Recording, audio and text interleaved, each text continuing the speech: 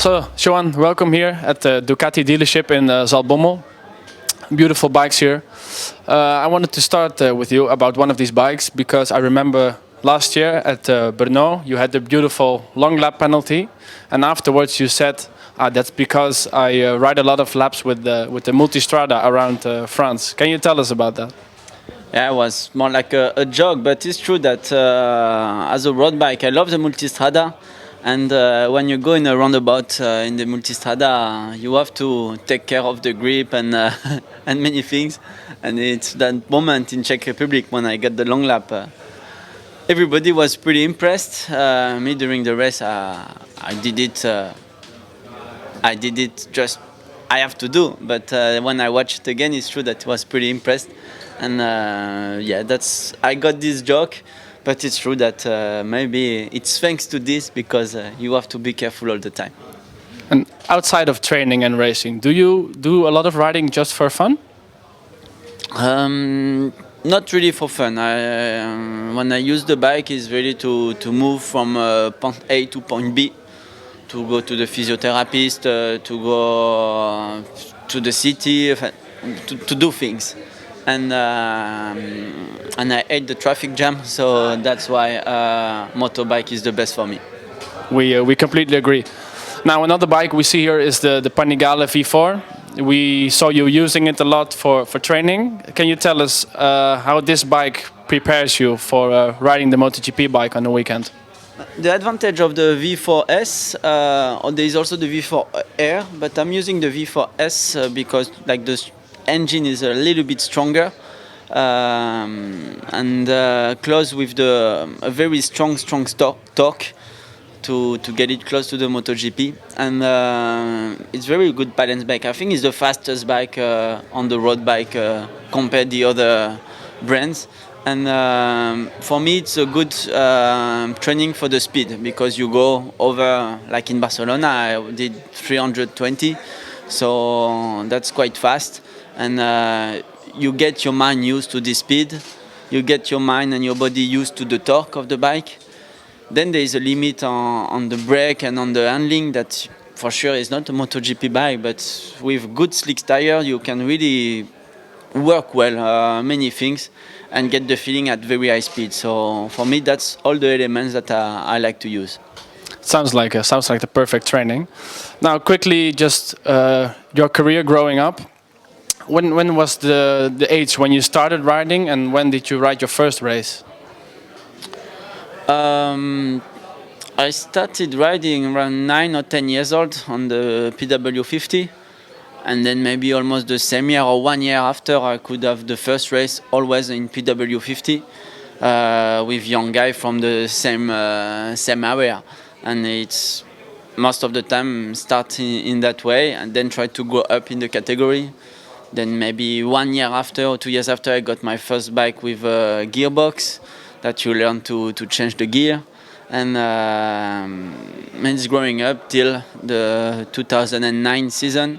I was 19 years old in that time. I got my first GP. Yeah, I remember you were also the very first Red Bull Rookies champion. Now, in your career, for most people, you are one of the most experienced MotoGP riders, but still, it's only your 5th season. You were 26 when you entered in MotoGP, 2 times world champion in Moto2 as well. Do you think that gave you some type of advantage when you entered the MotoGP class with a bit more experience? Yeah, I mean, experience on the bike, sometimes I don't have much more than the other because the other rider, they start so young. So at the end, when I was 25 or 26 and I've been thrice world champion, I got the same years of racing than another guy that is 5 years younger than me, and because he started much younger also. And but when I came in the MotoGP, the 2 titles they were really useful to immediately make the right step in the mind and adapt to the MotoGP. Yeah. Now we've seen this year Raúl Fernandez is really impressive, also Pedro Acosta. After 3 races, some people say he needs to go to MotoGP immediately. What's your view when you hear things like that? What could you say about those things? That's pretty difficult to know what is good to do. It's true that what Pedro Acosta is doing is incredible, but also what Fernandez, they are really, you can see that they feel everything, and they are controlling the bike very in a good way. They are not. It's not a random reading. It's really, they can repeat it, and because you see that they feel it. But jump immediately MotoGP could work, and then they could be fast immediately. I think in MotoGP, more for Raúl Fernandez than Acosta. Acosta, I think, need at least some year in Moto2. But the thing is, you can perform quickly in MotoGP, but when you perform too young, then maybe the time is getting long, and you have to grow up as a man. And that's the difficult thing of the life plus the sport. You can perform so much in the sport, but you also have to grow up as a man during your life. And sometimes grow up as a man is maybe better to do it a little bit more in Moto2 and then be ready for the MotoGP. Or if you are doing it in MotoGP, it can be more difficult because you have then more critics from the media and more pressure. So really have to analyze what is the best in the moment. But just by the skills, it seems they are, like guys like Fernandez could be ready, I think. You think it could be beneficial for team managers to just maybe wait a bit, see when riders are a bit more mature, and then, as you said, ready for the step in MotoGP? Yeah, that would be better for the balance of the men, but because then is not only the balance of human people, but also business, then there are things that we cannot control. Now, talking about this season, you started very strongly in Qatar, 2 second places. Then in Portimao was a bit of a disappointment. And then you came strong, really, with again podium finishes. How do you see this season as the first year in Pramac? I'm seeing it very positive. I'm so happy to be second in the championship, have the chance to fight for the title. I don't get too much pressure on it, but I think step by step this pressure is coming, and when you have the opportunity to fight for the title, you cannot miss it. But clearly the target at the beginning of the year was to get a few podiums and enjoy with Pramac. But in the really deep mind, it was to be able to be on the podium almost all the time, because the bike has the potential, I have also the experience, and the team knows pretty well what he has to do.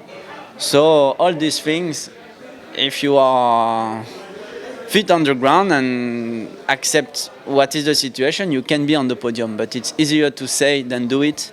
But at the moment, I could do it. So I try to keep this pressure on me to make a good job.